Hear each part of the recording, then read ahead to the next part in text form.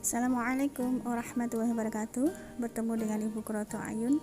Kita akan membahas bersama tentang tantangan dan harapan knowledge capture keuangan negara dalam rangka persiapan AP Corner untuk para finalis video APBN.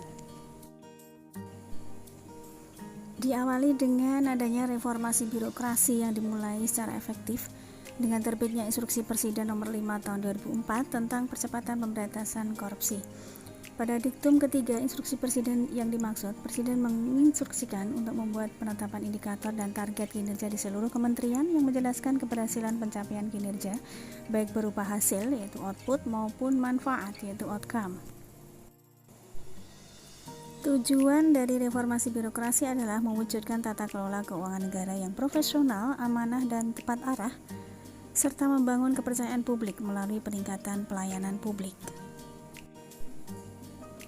Di Kementerian Keuangan, reformasi birokrasi tersebut diawali dengan reformasi keuangan negara yang ditandai dengan terbitnya Undang-Undang Nomor 17 Tahun 2003 tentang Keuangan Negara, kemudian Undang-Undang Nomor 1 Tahun 2004 tentang Perbendaharaan Negara, serta Undang-Undang Nomor 15 Tahun 2004 tentang Pemeriksaan Pengelolaan dan Tanggung Jawab Keuangan Negara.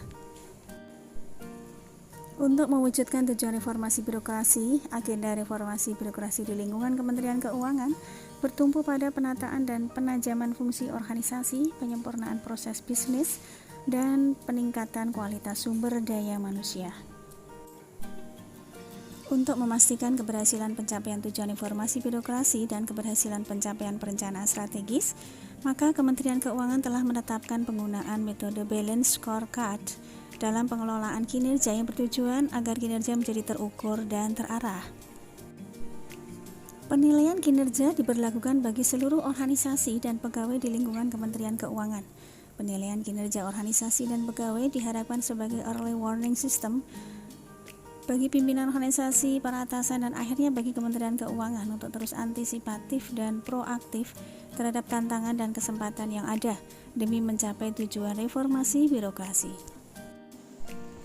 Peningkatan kinerja pegawai sebagai sasaran dan tujuan reformasi birokrasi tersebut tidak dapat terwujud apabila pengelolaan ataupun manajemennya tidak berjalan dengan baik dan efektif, sehingga sulit mendorong organisasi dan pegawainya untuk meningkatkan kinerja.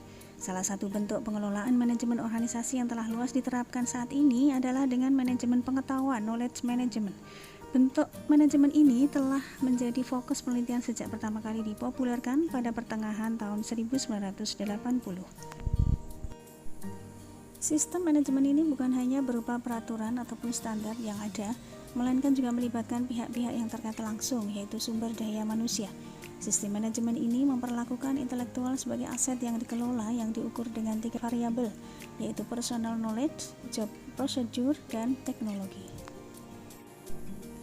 Keberhasilan pelaksanaan knowledge management membutuhkan integrasi dari 4 pilar knowledge management, yaitu kepemimpinan, pembelajaran, struktur organisasi, dan teknologi.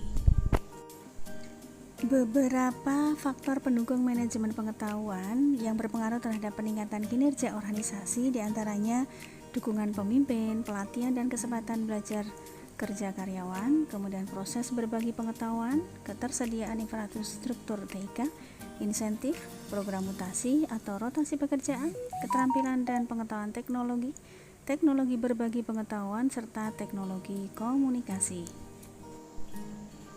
Badan Pendidikan dan Pelatihan Keuangan atau BPPK Kementerian Keuangan gencar menerapkan konsep knowledge management sebagai bagian dari bentuk implementasi corporate university yang dicita-citakan. Upaya ini merupakan salah satu strategi BPPK untuk mewujudkan pendidikan dan pelatihan yang fleksibel, memenuhi kebutuhan unit pengguna, yaitu dengan pengembangan manajemen pengetahuan untuk kebutuhan pendidikan dan pelatihan yang diarahkan untuk menjadi bagian utama dalam pengembangan sistem manajemen pengetahuan Kementerian Keuangan. Ada 4 hal yang membuat Kementerian Keuangan berinisiatif untuk menerapkan konsep knowledge management, yaitu adanya revolusi teknologi digital, kemudian semakin rumitnya permasalahan yang dihadapi, ketidakpastian masa depan, dan masyarakat yang semakin kritis. Dalam pelaksanaannya, knowledge management mempunyai 2 peran penting, yaitu peran strategik dan peran operasional. Salah satu peran terpentingnya adalah mampu membangun kapabilitas dan fleksibilitas organisasi melalui proses akumulasi dan kreasi pengetahuan. Knowledge management mendorong tumbuhnya networking dan kolaborasi antar pegawai untuk merangsang potensi-potensi terbaik para pegawainya untuk mencapai tujuan organisasi dan kinerja pegawai yang baik.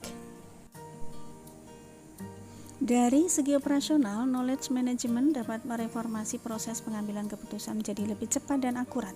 Selain itu, knowledge management juga memudahkan pegawai untuk mereplikasi pengetahuan, baik berupa ide, dokumen, maupun pengalaman terbaik, guna menghindari kesalahan yang pernah terjadi di masa lalu.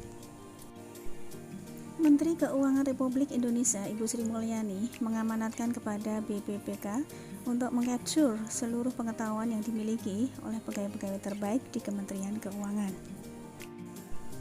Penerapan knowledge management serta implikasinya terhadap pencapaian kinerja pegawai dan organisasi di lingkungan Kementerian Keuangan, khususnya pada BPPK, menjadi penting untuk dilakukan.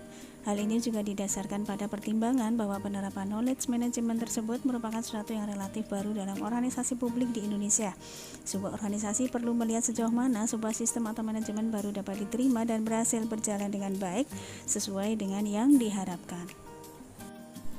Demikian sharing bersama tentang tantangan dan harapan knowledge capture keuangan negara. Kurang lebihnya mohon maaf. Semoga bermanfaat. Bila ada hidayah. Assalamualaikum warahmatullahi wabarakatuh.